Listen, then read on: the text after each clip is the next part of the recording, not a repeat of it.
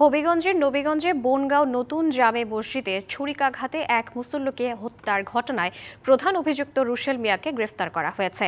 শনিবার বিকেলে পুলিশ সুপারের কার্যালয়ে সংবাদ সম্মেলনে জানানো হয়, শুক্রবার জুমার নামাজ শেষে মসজিদ থেকে বের হওয়ার সময় রুশেল মিয়া ও তার সহযোগীরা ইমরুল মিয়ার উপর হামলা চালায়। ছুরিকাঘাতে আহত অবস্থায় স্থানীয়রা উদ্ধার করে Sylhet MAG Osmani medical college হাসপাতালে নিলে চিকিৎসক তাকে মৃত ঘোষণা করেন। পরে সকালে গোপন সংবাদের ভিত্তিতে মাধবপুর থানার বাঘাসুরা বাজারে অভিযান চালিয়ে রুশেল মিয়াকে গ্রেফতার করে।